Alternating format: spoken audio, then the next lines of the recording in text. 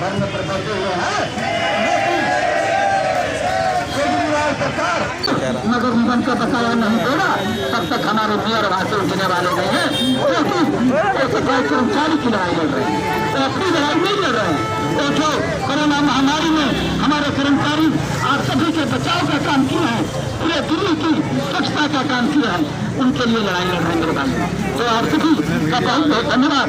आप सभी ने इस तंत्र का चालक और एक नरोलिया का प्रदर्शन किया, आप सभी को पुनः मैं बधाई देता हूँ। धन्यवाद नितिन जी। आज जिस प्रकार से आपने बताया कि हमारे सफाई कर्मचारी हों, चाहे हमारी नर्सें हों, चाहे हमारे हॉर्टिकल्चर के हमारे बाकी कर्मचारियों, सभी की लड़ाई को भारतीय जनता पार्टी लड़ रही है दोस्तों। आज हमारे जिलाध्यक्ष ने। सर नमस्कार, मैं हूं स्ट्रीट न्यूज इंडिया से हूं सर।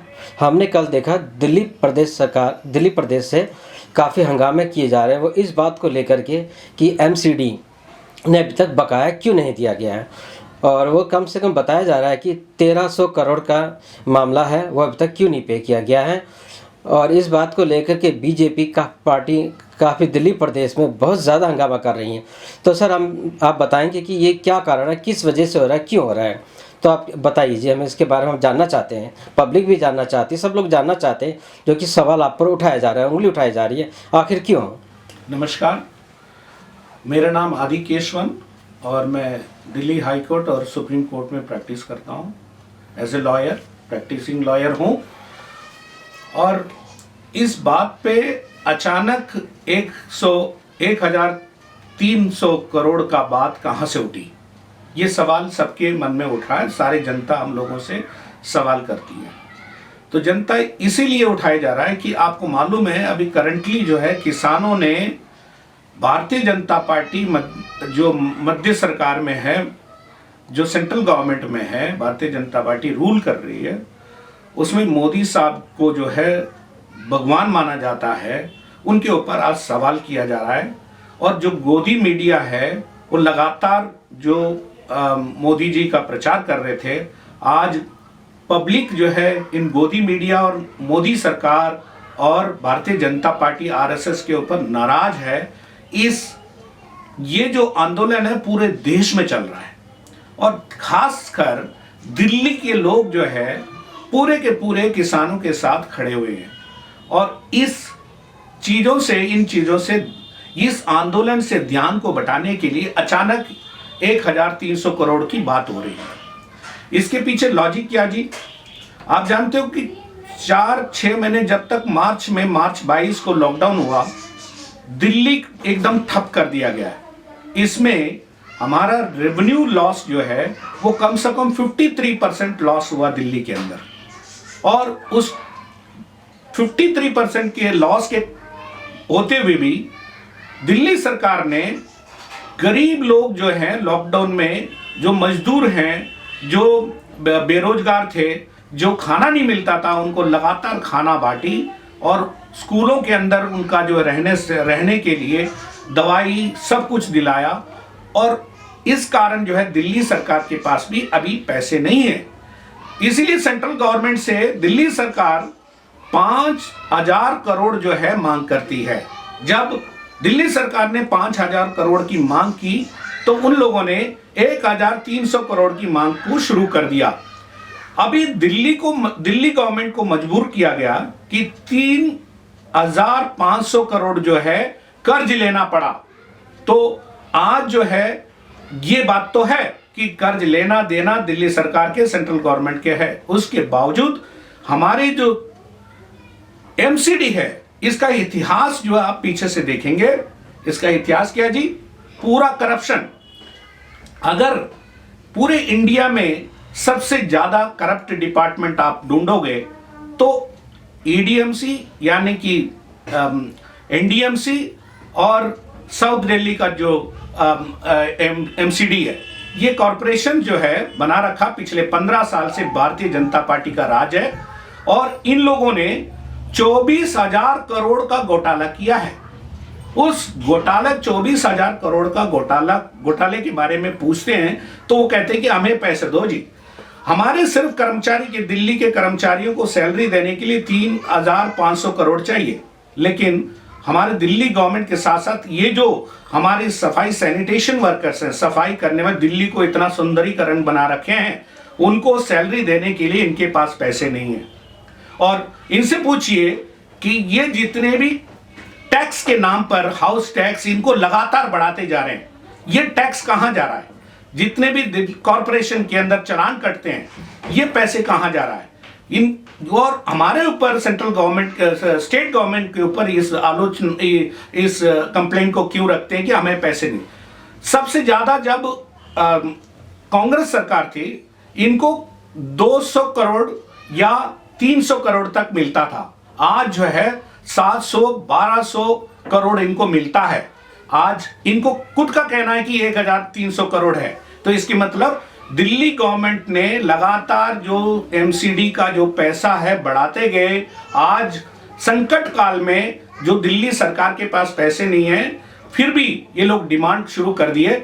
इसी बात को, इसी मुद्दे को दिल्ली का जो जनता है वो किसानों के आंदोलन पर समर्थन करती है और केजरीवाल सरकार के पूरे समर्थन करती है। इसलिए इनके ध्यान को भटकाने के लिए दिल्ली गवर्नमेंट के ऊपर यह आरोप लगाया जा रहा है कि ये 1,300 करोड़ नहीं दिए, लेकिन ये लगातार लेते रहे।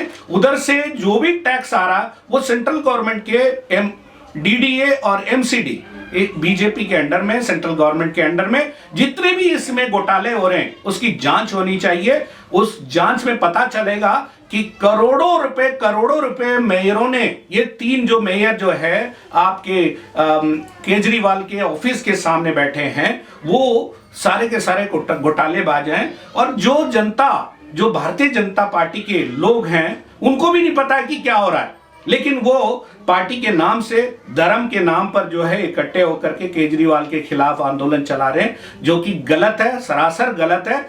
इनको आज दिल्ली जैसे शहर में एक पॉलिटिकल रूप में ना समझकर एक तर्क पर आधारित एक क्वेश्चन उठाना चाहिए। ये तर्क नहीं है 1,300 करोड़ दिल्ली सरकार से मांगने की।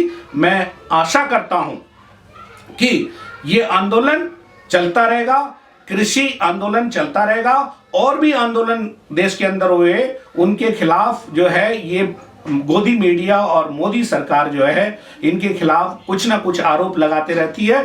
और क्योंकि केजरीवाल साहब जो हैं हमारे सीएम दिल्ली के, उन्होंने इस खुले मंच पे कहा है कि किसानों का समर्थन करेंगे, किसानों का जो एमएसपी वैल्यू है उसको जो है हम लोग बरकरार करेंगे, किसानों के डिमांड्स है उसको सपोर्ट करते हैं। और उसके साथ साथ जो काले कानून बने 3 कानून किसानों के विरुद्ध में, कृषि के विरोध में, उनको वापस लेने के लिए इसी चीज को क्रोधित होकर के ये जो है आंदोलन चलाया जा रहा कि हमें जो है पैसे नहीं दिया गया।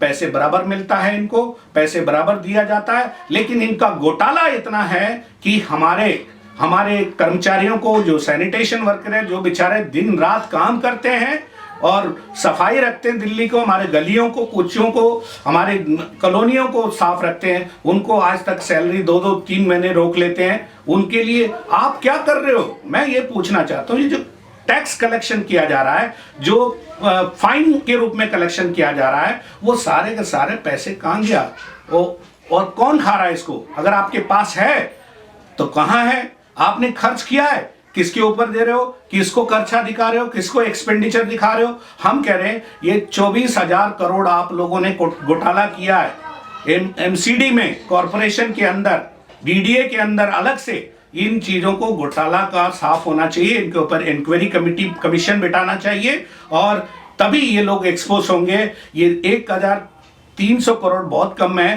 कंपेयर, ये घोटाला नहीं है। इनको इसलिए नहीं दिया कि ये जो 24,000 करोड़ जो आप लोगों ने अभी पिछले कुछ दिनों में आप लोगों ने खर्च किया, इसका आप दिखाओ हिसाब और हमसे पैसे ले लो, ये दिल्ली सरकार कहती है। लेकिन ये लोग जो है इसको डाइवर्ट करने के लिए, पूरा किसान मूवमेंट को डाइवर्ट करने के लिए, जैसे उनको ऊपर आरोप लगाया जाता है कि खालिस्तानी है, पाकिस्तानी है, चाइनीज हैं और लेफ्टिस्ट हैं, तो आज जो है हम लोगों को इसी तरह केजरीवाल के ऊपर ये कि करप्ट है, करप्ट नहीं है, वो बिल्कुल खुलेआम रखते हैं, हमारे पेपर्स है, कोई भी आके चेक कर सकता है।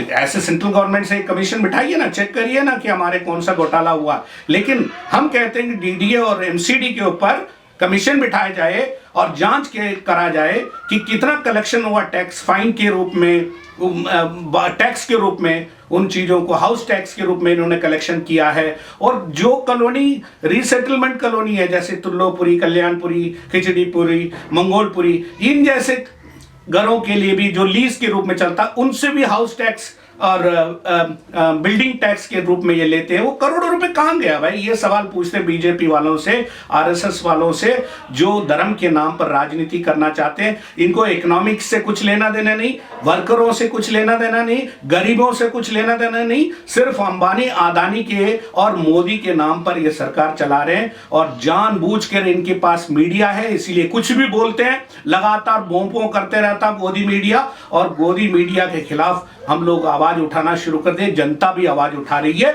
इसीलिए बदनाम करा जाएगा जो भी जो है इसके सवाल उठाए।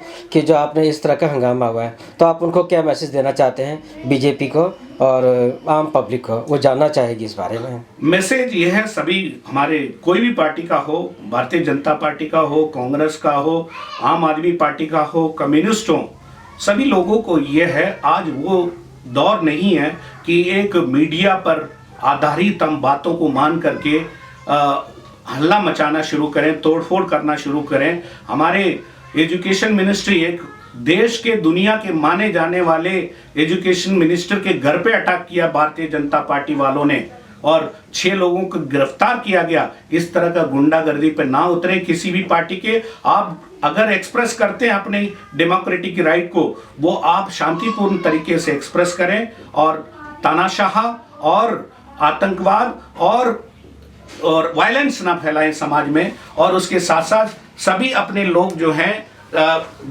जब भी आप बाहर निकलते हैं घरों से, आप अपने मास्क लगाएं और जनता को ये बताएं कि सभी मास्क लगाएं और 2000 फाइन से अपने आप को बचाएं और जनता को, गरीब लोगों को इस महामारी जो कोविड-19 है, इससे बचने की कोशिश करें। धन्यवाद। ये जो वीडियो आपके सामने दिखाया जा रहा है, ये वीडियो को ज्यादा से ज्यादा शेयर करें और सच्चाई को जनता तक पहुंचाने की कोशिश करें। और सच्चाई जब तक जनता तक नहीं पहुंचेगी, हमारी जनता भ्रम में रहेगी। मैं बहुत बहुत धन्यवाद देना चाहता हूं जो स्ट्रीट न्यूज इंडिया के जो चैनल है, इसको ज्यादा से ज्यादा तक शेयर करें, सब्सक्राइब करें और जनता तक मैसेज पहुंचाने की कोशिश करें, जो कि सच्ची मैसेज है। इसके साथ साथ धन्यवाद, बहुत बहुत धन्यवाद। जय भारत, जय भीम।